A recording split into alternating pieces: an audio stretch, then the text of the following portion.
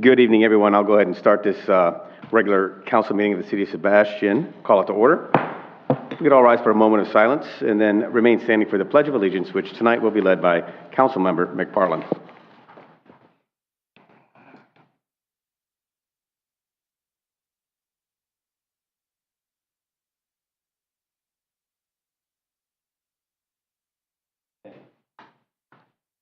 I pledge allegiance to the flag of the United States of America and to the republic for which it stands, one nation, under God, indivisible, with liberty and justice for all.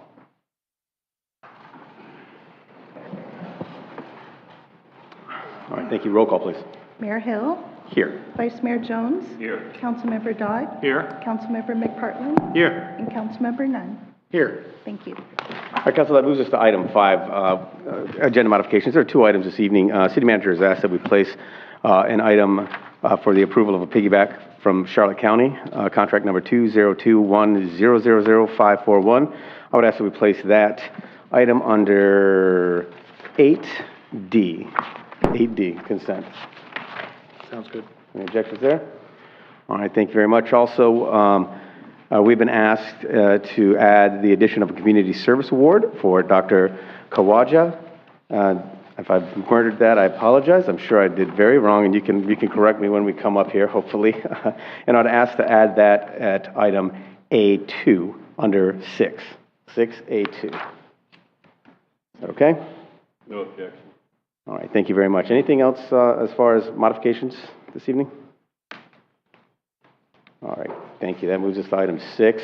We have a proclamation for Treasure Coast Waterway cleanup, and then the award.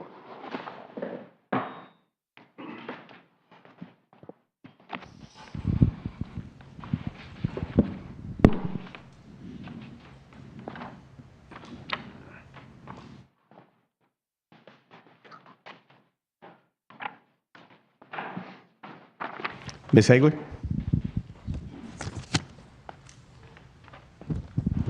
How you doing tonight? Good to see you. Sit here. This is a proclamation for Treasure Coast Waterway Cleanup Week, July 16 through July 22, 2022. Whereas on Saturday, July 23rd, 2022, the Marine Industries Association of the Treasure Coast, in conjunction with the Florida Inland Navigation District, will conduct their 15th annual Treasure Coast Waterway Cleanup. And whereas this event will attract over 1,000 volunteers who will participate in cleaning up the waterways of the Indian River, St. Lucie, and Martin counties. And whereas 31 designated sites throughout the 3 counties will serve as registration and disposal sites for the volunteers of the work to work out of. Whereas since the beginning, over 95.5 tons of trash have been collected from the 125 miles of waterways. Now, therefore, I, Jim Hill, Mayor of the City of Sebastian, do hereby proclaim July 16 through 24, 2022 as Treasure Coast Waterway Cleanup Week, and encourage all citizens and businesses to participate in activities which will assist in the elimination of the accumulation of harmful debris in our waterway through the best practices of disposal. Thank you very much. This is an event that the Natural Resources Board has hosted for 10 years now, and this is a lagoon-wide waterway cleanup event that just last year we had over 1,000 volunteers and removed 3.87 tons of trash. 500 pounds of that was just from our site. You can register online. I also have flyers on the back table, and you can see the ad on Sebastian Daily or on our Sebastian's Facebook page. And register online so you can get your free t-shirt, and you fill out your data cards, and we'll be there at the site at the Main Street boat launch, and we'll weigh the garbage and help you fill out your cards so we can get all the data entered. Thank you. Okay. That's awesome. That's July 23rd. Thank you. Now, these are always fun to do. Dr. Kawaja, I'm going to have you come up and correct me on that real quick.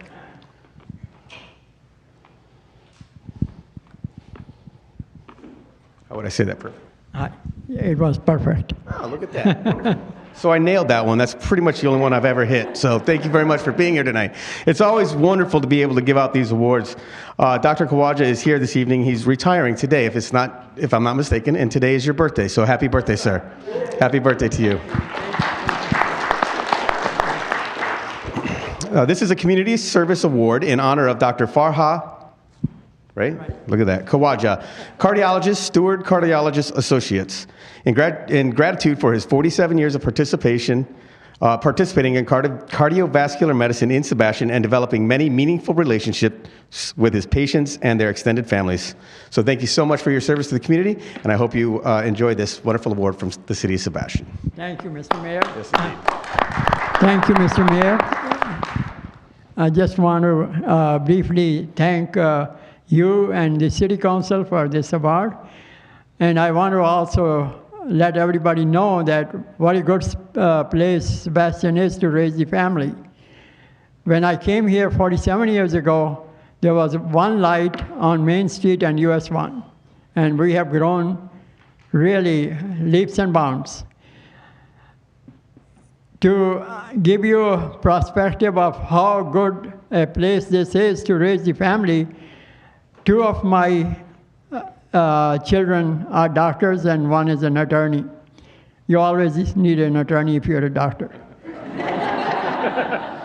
So I really think that this is a great place to raise the family, and I'm proud that I have lived here and served the community. Thank you, Mr. Mayor. Thank you so much. You want to get photographed? Yeah. You want to come on up?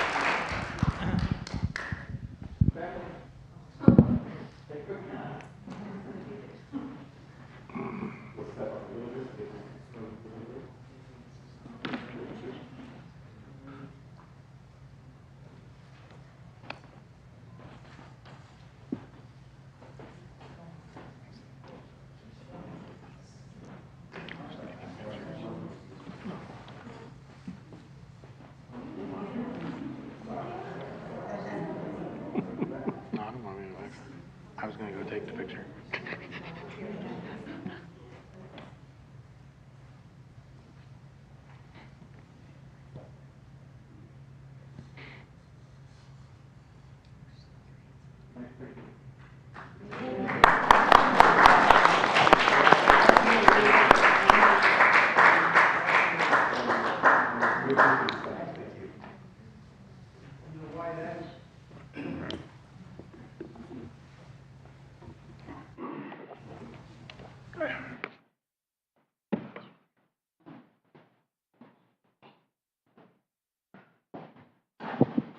Now that is always fun to do. What a wonderful servant to this community, and to always hear the good things about Sebastian. It's great to hear how over so many years the community has grown, but it's still a wonderful, lovely place to live and raise your family. So those are wonderful things to hear.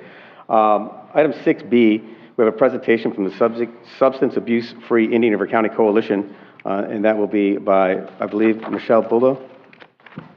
Is that correct? Yeah. Okay, perfect. Thank you. I just want to first thank the council for allowing us to come here and give you an overview. Oh, I'm sorry, and give you an overview of the Safer Coalition. We really appreciate it and being here. So my name is Michelle Buldo. I'm the director of the Safer Coalition. I work for the Substance Awareness Center in Vero Beach, and we serve Indian River County. We are a coalition to reduce youth substance use in the county through prevention. So we're more about education, awareness, talking to parents, talking to adults, and also working with the youth in our community. We put together a slideshow just so you can see everything that we do. And I'll go quick because I know I only have a little bit of time. So our mission is to empower and mobilize our community to reduce the use of alcohol, marijuana, and other drugs by Indian River County youth through education, support, collaboration, and action. We have 4 work groups, which is underage drinking, marijuana, RX misuse, tobacco, and vaping. This is our executive team. We have Barbara Pierce as our chair, as our interim chair, Lieutenant Phil Huddy from Vero Beach Police, as now he's our chair, actually. Underage drinking chair, Lieutenant Huddy, marijuana chair, Kylie Savoy, or vaping, Kylie Savoy, and we have an RX, which is Teresa Toll, and Officer Donald Hart from Sebastian. And Kylie is also the youth advisor chair. So some of the things we do work on, this is for our underage drinking. We work on sticker shock, where youth go out with law enforcement and put stickers on 6-packs of beer, wine coolers about the, Just bringing awareness to parents about not buying for underage, and it's illegal. So we do that in the county. We also have the liquor stores put up this 21 means 21. If you're under 21, please do not purchase for underage. It's an offense. Liquor stores put this up. We also do compliance checks in the county. We do them with Sebastian. We do them with Vero in the county, where they go out and they check to make sure they're not serving to underage. And if they do not and they pass compliance, we go out with a safer certified certificate and they hang it up to know that they are in compliance. We want to thank them for not serving to our underage youth. We also have some Talk They Hear You, which is a message to parents about talking to your child at a young age about drugs or alcohol. And this message we put through the movie theaters at the AMC, Majestic. We also have this on bus routes throughout the county. We continue with our underage drinking initiatives. We have a TIPS training, which is it's training to serve as bartenders and servers of alcohol, on responsible beverage server training. We do parents who host, put them on pizza boxes, the Talk They Hear You, and other things around underage drinking. We also bring in national speakers. We had someone come in to do our marijuana forum. He's from HIDA, and he comes in to talk about the impact of drug normalization and what is really going on in Colorado and what can happen here if it becomes legalized. We have somebody from Johnny's Ambassadors also did a marijuana presentation who lost her son to high levels of THC, who comes in and just educates our parents. And we continue with our current initiatives. We created a brochure, Driving Under the Influence of Marijuana. We give it out to the DMV and also the high schools. For every driver that comes in to get a parking permit, they get one of these, and any new drivers at the DMV, they also get this brochure. For our RX, we do a DEA take-back. We work closely with law enforcement, and we go out and twice a year, we have these DEA take-backs. We collect drugs, and we give them to the DEA who disposes them safely. So we have great partners, especially here in Sebastian also.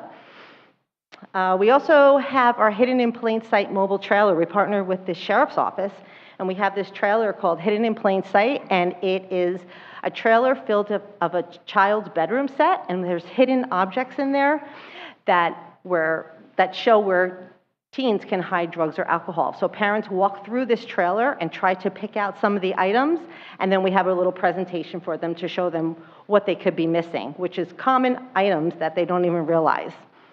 And here's just some of the inside. They just painted this inside. So we're excited to bring this out to different community events. We got rooms to go to donate a whole bedroom set for us. We do Narcan trainings in the community. We do this once a month at the Up Center, where we really, need the importance of bringing this Narcan to the hands of community members. This is so important for overdoses, which have increased due to fentanyl. And we really want everyone to have this Narcan kit, which we give out for free after a brief training. So this is something that we would, love to have here in the community to give this training. We have our Use Only as Directed campaign, just to talk about opiates. Maybe you have a problem, talk to your doctor. Maybe there's an alternative instead of opiates. We also wrapped a bus, One Pill Can Kill, and it's all about fentanyl. Like, one pill can kill. You don't realize the hidden fentanyl in the pill can turn deadly. So we have this bus wrapped. We continue with our initiatives. We pass out cards to funeral homes about when your loved one passes away, remember to get rid of your medication at the house. We have a realtor brochure about locking up your medications during open houses. We give overdose bags for all first responders in the community, and it's all filled with resources. So when responders go out for an overdose call, they're giving these bags out to the families. We supply doTERRA bags for all our police departments and Bay Street Pharmacy. We provide a Generation RX presentation and also a mobile take-back. We also have once a year, The Truth About Vaping. It is a presentation just on the dangers of vaping. And October is Vaping Awareness Month. We had a signed proclamation from the Indian River School District and the county commissioners declaring October as Vaping Awareness Month. So we do a lot of education around vaping in October. We also have the kids do this pledge to be vape-free. We're in the high schools, and they all sign their names. We put this up at Sebastian and also Vero Beach High School. We have buses on the GO line all around different substances. So they're inside the buses on all the lines. And we have our youth coalition. Okay, all right. So I know she was going fast through all of this, but I just want to say a lot of those forums and the town halls are all open to the public, so we invite everybody, parents, you know, anybody who could be interested. We have 3 youth coalitions as of now. We're working on 2 others this year. So we have one at Indian River County Charter High School, which is our longest. We've been with them 3.5 years through COVID and everything. The Vero Beach High School, which has now kind of been replaced. We do it at the Boys and Girls Club in Vero. So every one of their members are doing advocacy projects as we speak. And we have one at the Storm Grove Middle School. So this year we actually took it down to the middle school because we know the younger we can get these kids education, maybe the longer the onset for them to either try or use. So for all the youth, we put them through presentation skills, and our youth teach others the presentation skills. We offer all kinds of volunteer opportunities, park cleanups, all kinds of different things during the weekend. We do youth advocacy training. We had one of the speakers that came in from Haida did a whole youth piece. And so I think we had like 35 kids there. It was at the end of a school day that did talk about being agents of change in the community. We did CADCA, which is, I can't remember. The Anti-Drug Coalitions of America. Okay, I just go to the conferences. But they actually did, last year they had a virtual conference, and it's a youth leadership piece. So last year we had 4 youth who participated in this year. This year it's in Orlando. We're taking 2 youth up with us to actually get into this youth leadership training. We offer throughout the county different Friday night done rights. It's an alternative event giving youth something to do that they can have fun at without the use of alcohol and drugs. So you'll see we did basketball with law enforcement, and I know a lot of our Sebastian Police Department came out and helped us last year. And the past one, we're doing another one in September, and we get all kinds of, this is probably our most popular. We probably can get almost like, 40, 50 kids there on a Friday night. We do pumpkin painting in the park, like around Halloween, and just do some fun activities. We had a chef on our committee last year, and every month, Vero Beach High School allowed us to use the culinary kitchen, and we could bring in as many kids as we want for that. So that was kind of a fun thing to offer on a Friday. We do chat and choose at the school, so I don't know if you've ever been at the school during lunchtime at Sebastian High School. We are there. We do that little wheel there, we spin, the kids come up, they answer a question on one of our substances. Once they answer that question, they get a little wristband that say that most teens don't, and they get chips. So needless to say, we're very popular at lunch. But we also do a lot of engagement during this, and we find that kids open up to us, like stuff I don't even want to know. But they engage with us. Marijuana is not addicting. You don't know what you're talking about. So we're educating and talking and building relationships during these lunches. A lot of fun, actually. They keep me on my toes. We have prevention corners at all the high schools, including the Freshman Learning Center, and as well as St. Ed's this year. We put one in, and we actually started doing the chat and choose at St. Ed's just at the end of last year. These prevention corners give students resources. A lot of kids are, a little uncomfortable heading off to an environment. They can hit a QR code. QR code. That they can now click and have a bundle of resources that might be able to help them out. So every library and media center has this in there. This year we did a little project, what is your natural high? So we asked kids, what's your natural high? What do you do for fun outside of, school or during school? It was a big hit. This is Sebastian River High Schools. And that was actually on a mobile, so they put it in, and then they'd bring it back out during lunchtime, and the kids could see. Had a great time. I learned a lot of what kids do. I guess there's a lot of lingo that I'm not sure of. But anyway, that's the youth piece. I'm going to turn it over to Kylie for Communities That Care. All right. Hi, everybody. My name is Kylie Savoy, and I am the new Communities That Care coordinator. So Communities That Care is a new initiative that Substance Awareness Center and SAFER are offering here in the community in partnership with the Executive Roundtable of Indian River County. It is a process that is designed to improve youth commitment to the community and improve their opportunities for success.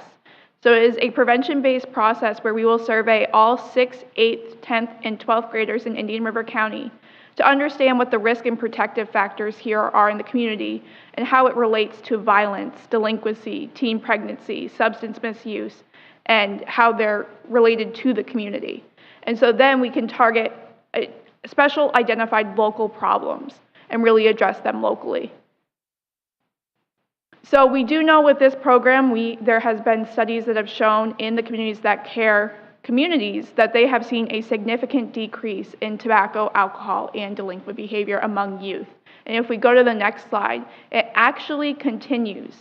So there was several communities that they followed from 5th grade all the way till they were 21 years old. And they compared communities that care communities to control communities that just had a normal prevention program. And we could see that they were 49% less likely to initiate any use of tobacco, marijuana, or alcohol, and they were 18% less likely to initiate in any antisocial behavior, and they had a lower incidence of violence. So we are really excited to offer this process to our community. And we also know with this, for every dollar we invest into this process, there is an $11 return on our investment. So we are really excited for this. Yes. So we do have our key leader orientation. There is an invitation in the folder that you were given, and we do invite you all to attend to really learn more about the Communities That Care process, and we hope that we'll see you there.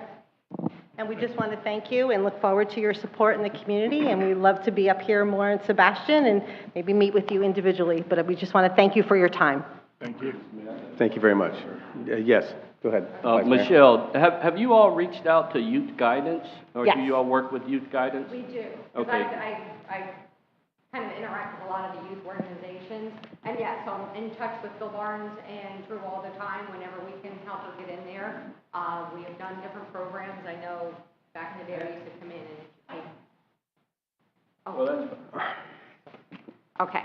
So yes, I work with Phil Barnes and Drew Edgecombe over there, and whenever we can fit in or they have a need for vaping or something like that, we come in. And their youth are always invited to our Friday night done rights or any programs that we offer in the community.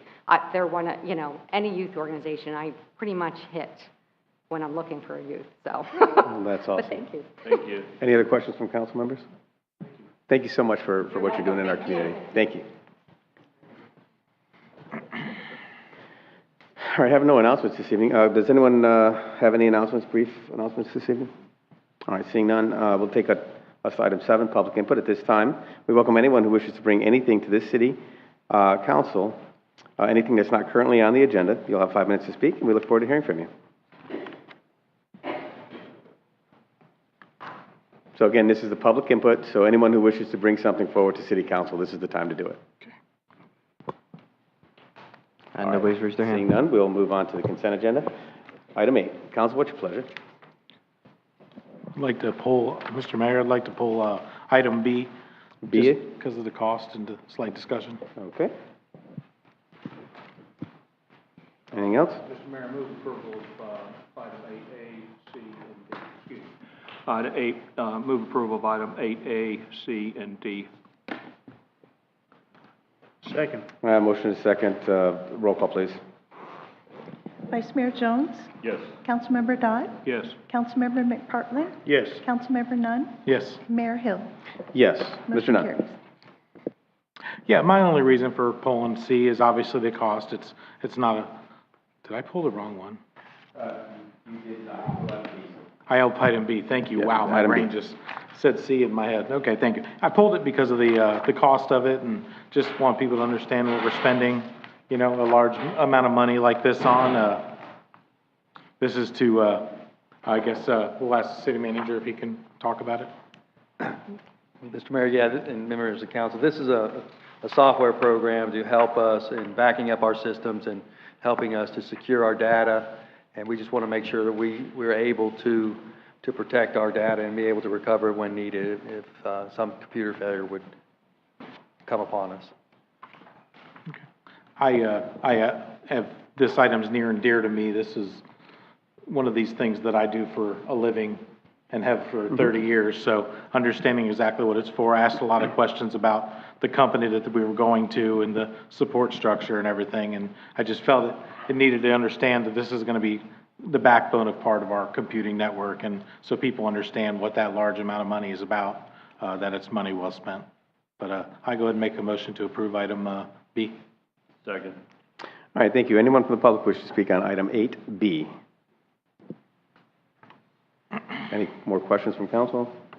Hearing none, roll call, please. Councilmember Dodd? Yes. Councilmember McPartlin? Yes. Councilmember Nunn? Yes. Mayor Hill? Yes. Vice Mayor Jones? Yes. Motion carries. All right, thank you. Item 9, committee reports and appointments. Council, does any of you have any reports on any of your committees? Item 10, public hearings. We have item 10A, update on, to the policies and regulations of the city boards and committees. Mr. Carlo.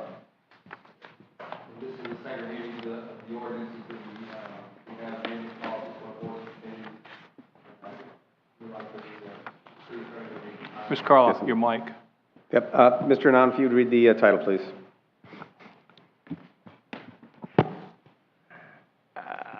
Yes, thank you, Mr. Mayor, members of City Council. This is the second reading of the public hearing of ordinance number 02209, amending the Code of Ordinance, Chapter 2. The ordinance reads, an ordinance of the City of Sebastian, Indian River County, Florida, amending City of Sebastian Code of Ordinance, Chapter 2, Administration, Article 6, Boards, Commissions, Committees, Division 7, Veterans Advisory Board, amending Section 2-253, repealed, providing for conflict, providing for severability, providing for scrivener's errors, providing for codification, and providing for an effective date. All right, thank you. Now, Mr. Carlo. Yeah, Mr. Mayor, this is for some of our major boards. We have Veterans Board. They do our Memorial Day services. They do our Veterans Day services, Pearl Harbor remembrances, and they're one of our boards that we support here in the community, and we're just really reactivating that board, and this ordinance will allow that to take place. We'd ask council to adopt ordinance 022-09. All right, council, what's your pleasure on ordinance 02209? Move approval. I second that. All right, thank you. Anyone from the public wish to speak on this item?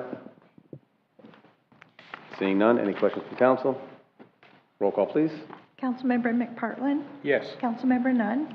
Yes. Mayor Hill? Yes. Vice Mayor Jones? Yes. And Councilmember Dodd? Yes. Motion carries. Thank you. Thank you. Item A2, second reading of public hearing, ordinance number O-22-10. Mr. Anand. Thank you, Mr. Mayor. This is an ordinance reads, an ordinance of the City of Sebastian, Indian River County, Florida, amending City of Sebastian Code of Ordinance, Chapter 2, Administrations, Article 6, Boards, Commission, Committee, Division 1, generally amending Section 2-166, definitions, amending Sections 2-167, appointments, amending Sections 2-170, qualifications, amending Sections 2-172, removal, amending Sections 2-173, attendance requirements, providing for severability, providing for codification, providing for conflict, providing for scrivener's errors, and providing for an effective date. Mr. Carlo. Yeah, Mr. Mayor, this is how the appointment process for appointing members to the board. It really defines the residency requirement and also how the city council votes to either put them on or waive their interviews, and requires that the alternate members attend and be ready to vote in order to make a quorum. And it has not changed since the first reading. All right, thank you. Anyone from the public wish to speak on item ordinance 22-10? Seeing none, council, what's your pleasure? I'd like to make a motion to approve ordinance O-22-10. Second. Any questions? Roll call, please. Councilmember Nunn? Yes. Mayor Hill? Yes. Vice Mayor Jones? Yes. Councilmember Dodd?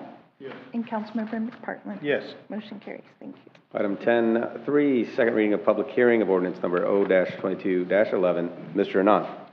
Thank you, Mr. Mayor. This is an ordinance of the City of Sebastian, Indian River County, Florida, amending the City of Sebastian Code of Ordinance, Chapter 2, Administration, Article 6, Board and Commission, Committees, Division 2, Code of Ordinance, Adoption, Section 2-178, Special Magistrate, Additional Jurisdiction pertaining to lien reduction and appeal, providing for severability, providing for codification, providing for conflict, providing for scrivener's errors, and providing for an effective date. Mr. Carlisle. Yeah, Mr. Mayor, this is a process that has been being developed over some time to try to find a better way to deal with those that want to come before council for a reduction in liens upon their property. And we have, on the first reading, we agreed that the council had agreed that the magistrate would be able to do 25%, up to 25% of a lien reduction. The change that we did since the second reading and what you don't have in your document today was something that was brought up by staff. If they want to appeal to city council, that was free before. We asked that they put a $500 filing fee so that you just didn't have people saying, well, it's free, I might as well appeal to council. And we didn't want to make it so inexpensive that if everybody that had a $50 or $100 fine would just come to city council to try to get reduction. So we felt that that was appropriate, and I thank staff for bringing that up to our attention. And with that, that's the only change since first reading, was a fee for $500 to bring your appeal to city council after the magistrate. Okay, wonderful. Any questions from council? What's your pleasure? Move approval. Second. All right, anyone from the public wish to speak on ordinance 02211? Hearing none, roll call, please. Mayor Hill, Yes. Vice Mayor Jones, Yes. Councilmember Dodd, Yes. Councilmember McPartlin, Yes. and Councilmember Nunn. Yes. Motion carries. Thank you. Next up, we have the trucker item, item 10-4, the second reading of public hearing of ordinance number 02212. Thank you, Mr. Mayor. This is an ordinance of the City of Sebastian, Indian River County, Florida, amending the City of Sebastian Code of Ordinance, Chapter 26, Buildings and Buildings Regulation, Article 2, Building Codes, amending Section 26-31, Technical Codes, adopted, amending Article 6, Contractors, Division 2, Construction Board, adopting a new Section 26-173, Prohibited Activities, adopting a new Section 26-172, Causes for Disciplinary Action, repealing Section 26-174, Enforcement of Article, amending Section 26-175, Penalties and Appeals, amending Section 26-197, Powers and Duties, providing for severability, providing for codification, providing for conflict, providing for scrivener's errors, and providing for an effective date. Thank you very much. Sounds like an Amber Alert, but I will tell you, I'm very disappointed in everyone for not catching the trucker reference, except Mr. Jones. So, Mr. Carlisle. Yeah, Mr. Mayor, this ordinance is specifically designed to help alleviate the unlicensed contractor and fraud. There's a voluminous number of changes to the original ordinance that was required because of some things that had arose. So you make changes of this because something happened. And so we want to be able to, one, protect our public from unscrupulous contractors or non-licensed contractors and protect our residents against fraud. And we believe this ordinance, and thanks to the city attorney and to Wayne for bringing this forward, it was a lot of work. So we'd ask council to consider approving ordinance 22-12 on second reading. All right, council, what's your pleasure on item of the ordinance 22-12? I move approval of ordinance 22-12. Second. Anyone from the public wish to speak on ordinance 22-12? Okay. Any questions from council? Hearing none, roll call, please. Vice Mayor Jones, Yes. Councilmember Dodd, Yes. Councilmember McPartlin, Yes. Councilmember Nunn, Yes. and Mayor Hill. Yes. Motion carries. Thank you. Thank you. Item 12, new business. 12A, request direction for city council on an offer to purchase property located at 1528 Indian River Drive. Mr. Carlisle. Yeah, Mayor, members of council, at a previous meeting, you had asked that once the appraisal came back to come to you all and talk about next steps moving forward. The property was originally listed for $2.9 million, and I can't disclose, or I should not disclose the appraisal value. I have shared that information with you all, and I just need direction on if you want me to make an offer on this piece of property up to the appraised value, or some other offer and work up to that, or not do anything, I guess, but that's entirely up to council, and I'm here to follow your direction. All right, great.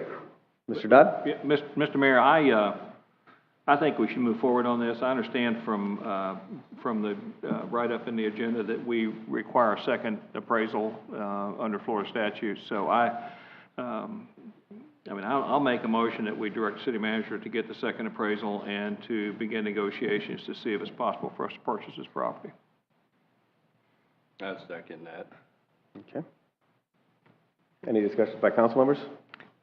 Mr. Mayor, if I may. You may. Obviously, this is one of those double-edged swords. You have many people that want us to preserve the riverfront view, and if we don't do it and somebody builds whatever they want to build there, then there's no longer a view. And if we wouldn't have done what we've done so far, there wouldn't be much of a view down there anyways.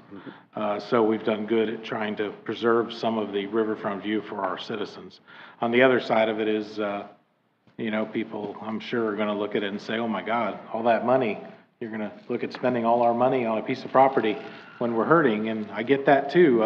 It's a lot of money, but I feel like they put us up here to make those decisions and what's best for the community. And from what I've heard from the community, most people feel comfortable about us trying to buy this. So I think it's the right move to do.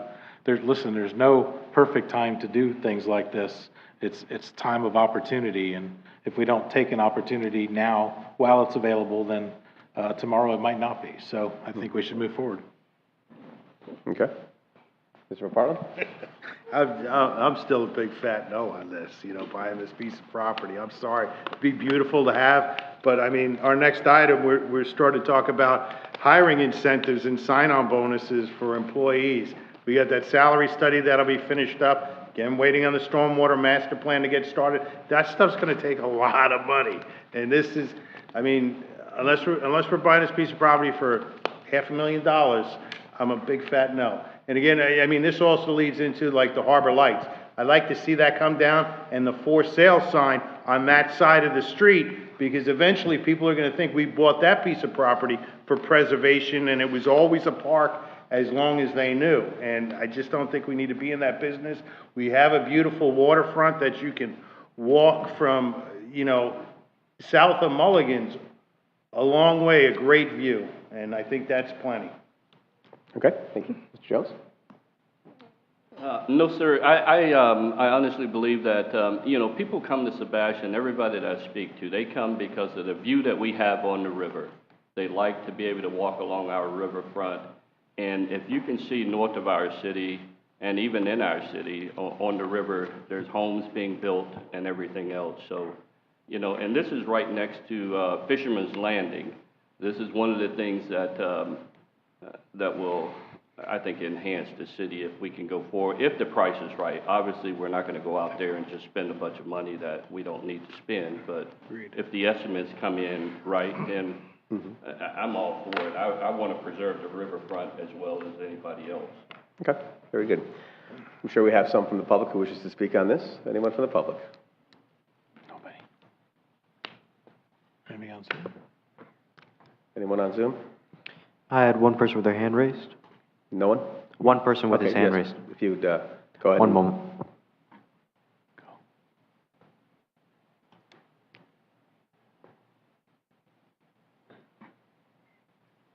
Hello. My name is Charles Stadelman. I am a resident of Sebastian, and I am in favor of purchasing the property that you're talking about on the river. It's a beautiful piece of property, and it's always going to be money is an issue. There is always the bottom line, and the cost is what the cost is. But there may be other ways of raising that money that other than through a normal tax process. There's new ways of raising capital for these things. The city of Miami uses a lot of blockchain financing for their different programs that they're using in the city. The mayor of Miami is very much into that. Perhaps as we move forward, looking at the purchasing and coming up with the funds, we could also look at the new avenues of revenue that possibly Sebastian is able to explore as we move forward with these large purchases. But very much an approval. It's next to what's already there and is a great addition to the city. And thank you for your time. All right, thank you, sir. Anyone else on Zoom? No, sir. All right, anyone else? Last chance? All right, seeing none, I'll go ahead and close public input. Council, I've actually been up here for what seems like 100 years, and I've seen many properties purchased by the city of Sebastian, and I go back to one very, very important piece that was, we had a chance to purchase. It was a Cap Corp property, And it was many years ago, we had an opportunity to purchase the entire property. The city did not decide to purchase it. Now, I wasn't on council, and I'm not saying I had anything to do with the decision and whether their decision was right or wrong, but they decided not to purchase that property. And then a gas station went up on that property, and then a couple of years later, they paid more for the remaining piece of land than they would have paid to purchase the entire property. I also agree with Mr. McPartland that we have a lot of things coming up in the future that we're going to have to deal with. And so I'm very, very torn on this. I believe that our riverfront district is the engine that drives the city of Sebastian. I think it's what draws people to our community, and that's why they go to our stores and go to our restaurants, and it's a very important piece. I also agree with Mr. McParland that we have a piece of property that we have at Main Street that needs to be sold. We agreed that we were going to do something with that property, and we've not done that. So now we have that entire piece of property, which is prime real estate for commercial on the west side of Indian River Drive. And I can assure you that when we go to sell the property that we're discussing now on the west side of Indian River Drive, the value of that property is not going to be what we have into the total property for sure. And there will be people who will be out and say that we're going to sell that property, and they're going to block the view from US 1 to the river. And so there's a lot of issues here, and Mr. Dunn, you are correct. We are the 5 individuals who the citizens of Sebastian have chose to make this decision. So it's a very difficult decision based upon the future economic needs of the city of Sebastian. However, I believe that we have opportunities to secure this property, and if it's not to exceed the appraised value, then I believe if council has the stones in the future to actually sell the property on the west side, then I think it could be good for the community. So with that being said, any other questions or comments? Mr. Yes, Mayor, sir. I just want to clarify that, because I made the motion, but if this property wasn't next door to the working waterfront, I'm not 100% sure that I would be willing to try to go through the purchase process. And I do agree that we need to purchase it with the intent to sell the property on the west side of Indian River Drive. The property on the east side of Indian River Drive is going to be a protection for our working waterfront. I mean, the worst thing that can happen, in my opinion, is that somebody buys this and builds a really nice house or a bunch of condos on the east side of Indian River Drive, and it blocks off the working waterfront basically from that. We have a need for the dock space that's on this property to expand the working waterfront, where right now we actually have issues related to the people who are using that dock space and where they're going to have to go if it's sold. And they're aquaculture, if I said that right, aquaculture businesses that depend on the working waterfront. So there is a need around the working waterfront. The same thing with Harbor Lights. I would not have been in favor of buying Harbor Lights if it wasn't next door to the Main Street boat ramp and the amount of money and the central point that is to the city of Sebastian. And I do agree. We need to, I was one of the ones that said when the city manager came back 2.5 years ago, I guess, wanted to sell that west side. I was the one that said, what do we get for the $200,000 we're going to get for it? Well, we're at a point now where what we get is a down payment on this piece of property, so it's worth it. Now we gain something from selling, and the market might be a good place to do that. So I agree we need to do that with that intent, but I'm not one who is interested in the city becoming property owners unless the citizens of the city get an advantage from that property being owned. And I think that there's a direct advantage to the citizens of the city of Sebastian from us purchasing this property. Anything else? Okay, roll call, please. Councilmember Dodd? Yes. Councilmember McPartland? No. Councilmember Nunn? Yes. Mayor Hill? Yes. And Vice Mayor Jones? Yes. Okay, motion carries. All right, thank you. Item 12B, hiring incentives and sign-on bonuses. Mr. Carlo. Yeah, Mr. Mayor, as you and City Council know, everyone's having difficulty hiring staff, police officers, maintenance workers, you name it, 911 operators. And the communities around us are offering signing bonuses, and they're hiring people out of the academy and paying or sponsoring their academy for becoming a police officer. You know, we've got like 8 maintenance workers or service personnel and a few police officers, but we need to fill these positions, and this is just going to be a start. It's still going to take some time to get them filled, but we got to take a step to get it done. In researching today, I found that the governor, House Bill 3 that they signed, if it's a brand new officer, they haven't been an officer, that we can get the signing bonuses. We're going to clarify it.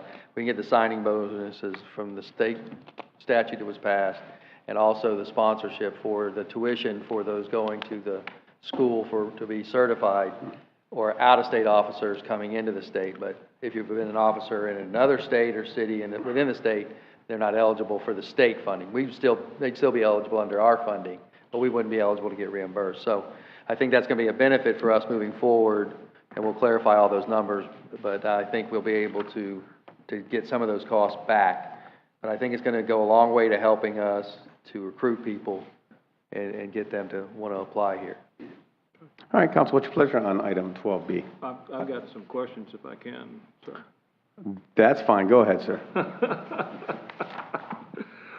We currently do background and physicals on new hire employees. We have been doing that, correct? Correct. Okay, and we haven't been asking them to reimburse us for that cost. So, except for PD, we asked them, I think that they reimburse us for their training costs. For their training costs, but not for our background checks and our physicals. I don't believe so. We don't believe so, okay. So I'm kind of opposed to including, since it's something that we've been doing and not charging for, I'm kind of opposed to including that in the reimbursement methodology on this.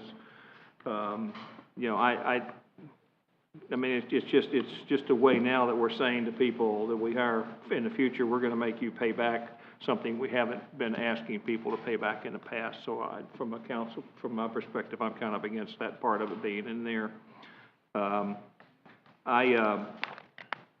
understand the whole payback concept, and if I understand correctly from my conversation with the city manager, it's basically every month 1/36 of the amount of money that we pay them, any of the bonuses or training costs goes away.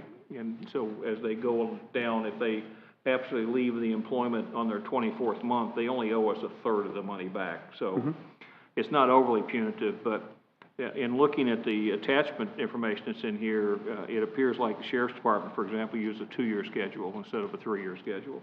So, and I will tell you that my business for a long time was in computer software development, and I went through this many years ago, having to hire people paying big bonuses. And the worst thing you can have is an employee who's disgruntled and can't leave because they'll have to pay you back a lot of money to leave. And they become someone that you literally fire at some point in time because they become very disgruntled, and they're very vocal in that being disgruntled. So I'm not 100% sure that 2 years isn't more appropriate than 3 on the payback schedule. That's something, of course, that the rest of the council can go in. But I would hate to have a police officer that comes in here and is absolutely not happy with his job and doesn't want to leave because he owes us a half of this money back. He's only been here 18 months, and he's not happy with his assignments. He's not happy with what he's doing, and then he becomes a very disgruntled employee. And I think that's, and I'm not singling out the police department chief because I think they're the ones doing that, but I'm saying that they're going to be the ones with the biggest financial liability in this if we pay for their training costs, because it's a relatively substantial amount. So I'd like to see these changes made. I don't want to slow this down. I'd like to see the chief go up to the academy tomorrow and offer some jobs with the payments. So if it would be possible for us to approve this tonight and ask for some changes to be made in the final document that we review, I'd be more than happy to do that. I'm sorry? Can I just make a comment about that, if you would? One second. Okay. So I kind of get where you're going at with that, but I also don't think that there's a beef asking for a commitment when you're providing them. And I think almost a worse thing could be is paying someone a bonus, paying to get them trained, and to see them scooting right off to somewhere else.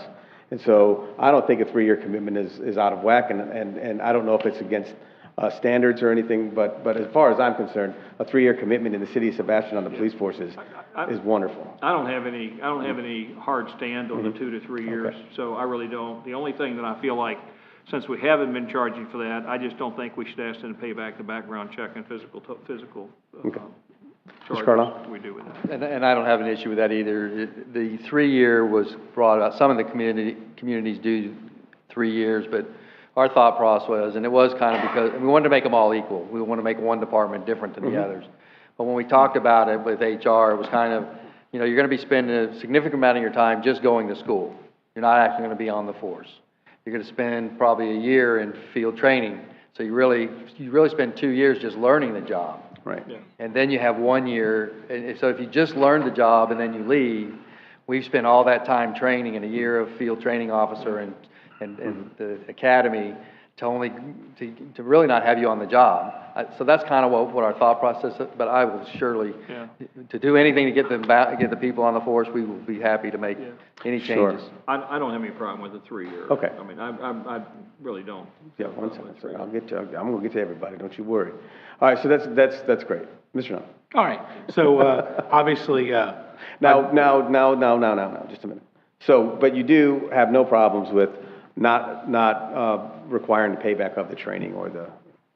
Not the training. The I'm training, sorry, I think they background should have to check. pay back, Background check and but physical. the background check and the physical, I wouldn't have a problem with taking that. Okay, perfect. Go ahead. yeah, so, obviously, being a huge proponent of this item, I think that the training and the physical as well probably should not be included, because if we sent them through that anyways, they wouldn't have to pay it back unless we're giving them bonuses. So I kind of get the point of it, but I would be fine with not having that included. One thing I would like to see under the police recruits on page 84 is that to pass the state certification exam be part of the requirements for that, because having discussions with other officers and such, it sounds like there are people that do go to the academy and never pass their state certification exam. So having that as part of it, and I thank Ms. Matthews for bringing that up to me, because I missed it not being a police officer myself. I wouldn't know about that, but talking to other people about it, it seems like that should be a good add to that, because they're not any good as a police officer if they can't pass that exam. So I think the same requirements of payback should probably go for that as well, just in my opinion. I'm all for this. I know that we need officers, we need employees. Some of our pays are below some of these other people listed in this agenda right now, and I think we need to be able to hold them here for a little while, and hopefully pays will be fixed soon down the road. Not talking about that, but it's important, I think, that we have an incentive program. These other departments all have incentive programs, and they're still having problems getting people. So it gives us an extra edge to move forward. We have to get employees to work for us, and if this is what it takes to get more employees and some quality brand new recruits, I think this is the way to go. If you go to by the way, the Naval Academy or one of the other military academies, you give up another, I think, 6 years of your life. So I think 3 is pretty nice.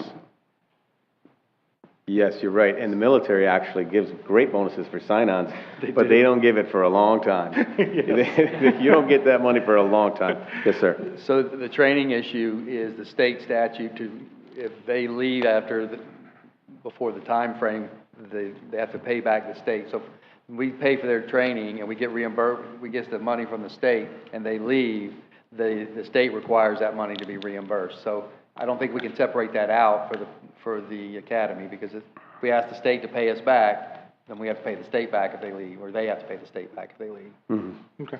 And that's just because of the statute, that's not. Yeah. Could you put a clause in here, though, that they have to pass the state certification? Yes, absolutely. I think that's a great idea. It was assumed, but we could. I never assume. I think that's why we're changing our building code. We just changed our building codes, is because there were assumptions of common sense in there. And we'll make sure that's part of their agreement they sign. Thank you. Mr. Jones, Vice Mayor. Thank you so much. I believe that when our police department vet these candidates, these new candidates, that they do a really good job, and that when we pay them to go to the academy, that we get qualified candidates to come back to our city. If we don't sponsor these members, other agencies sponsor those members in the academy, and then we end up getting the bottom of the barrel that nobody else wants. And I don't want that either, because I think we deserve quality police officers and candidates here in the city of Sebastian. The other thing is, the previous agency that I worked at, there was 2 years that you had to agree to, otherwise you had to pay back the whole training, because the agency paid your salary and everything else while you're in the academy. So they had to do 2 years. Now, there were some agencies that recruited people before their 2 years ended up, and then they would actually pay for, because they have a trained and qualified officer now that has gone through the academy. Now, we've proven as a training ground for another agency, and then they leave. So this is why it's going to be important for our police department to do a really good job vetting these candidates for police officers, so that when we sponsor them to go to the academy, we know we have qualified people and good people coming back to our city. So I'm definitely in support of that. Okay, great. And this doesn't just go to police officers. No. This is across the board to all recruiting in the city of Sebastian, which is a great thing, because it's really in line with what many other businesses are doing out there, and certainly municipalities. I mean, you get a sign-on bonus to get a job at Dunkin' Donuts now. So there's a lot of different tactics that people are using to bring people in. And, you know, we are not being competitive right now. We are down how many police officers, Mr. Carlisle? I'd rather not. Okay, I beg your pardon? We have plenty of police officers to keep this community safe. So if you're a And criminal, that is don't for come sure. to town. Yeah, Do not come to town, because we like to We're overlap. adequately staffed. But we are low staff in every department we have in this community, and we need to start bringing some fine folks to come in and work for the city of Sebastian. So I look forward to this. It's good stuff. Thank you very much.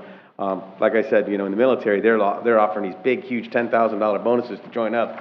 They just don't tell you you don't get, you know, you get like a little bit here and then a little bit later, and then you have to be there for the full 6 years or whatever it may be to get what you're looking for. Mr. McPartland? I mean, everybody's having trouble hiring, so I get that. I don't have a problem with them paying back the background and the physical portion, because what's going to happen when our officers start getting pilfered by somebody else? Because that's sure going to happen. Some other municipality is going to offer $5,000. So we train them, like Mr. Jones said, and then they get pilfered from us. And there'll be other organizations, hey, you got a buyout with them, I'll take care of your buyout. So I think it's fine with the background check and the physical. And then does this include every employed position in the city? Or we're just the police officers, the dispatchers, and we're looking at the maintenance worker without the CDL?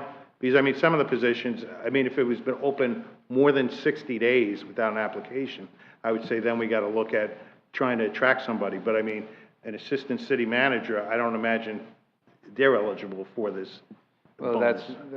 that position doesn't exist at this time, but, yeah, it's just the vacant positions that have been opened. And that's where our problem is. It's mainly maintenance workers, 911, some police officers, dispatch, and those are the ones that are critical to our operation, and we need to get those hired. But I don't have any of my management staff that's not hired. So it's any position in the city, not department heads, but at this point, or managers.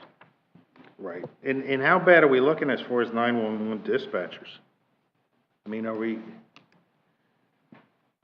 I've heard, you know, I hear stuff all the time. Yeah, you know, I try and separate, but like I've heard maybe officers that were answering the phone. We do, and I'm leery of giving numbers when it comes to our security and that. I think we're operational, but I'd be happy to talk privately, but as far as the public goes, I don't want people thinking that we're not able to cover. We just don't want to, when you come to security, you don't want to let people know what your security staff force is. Of course. Right, because I mean, there could be some other suggestions. I'll keep them to myself. I'll let you know later. Absolutely. That we look at in that capacity.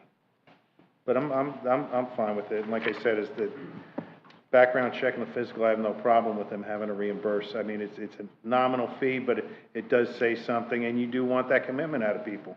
I know when I hire investigators, I ask them for a 1-year commitment, but they sign a waiver, but we never are able to collect any money when they left after 6 months or they went to work somewhere else. So. Great. Can I get a motion from council? What's your pleasure? Mr. Mayor, I have 2 other things. Go ahead. You know, I always have 2. As many as you want. As many as I want. That's Okay. really nice.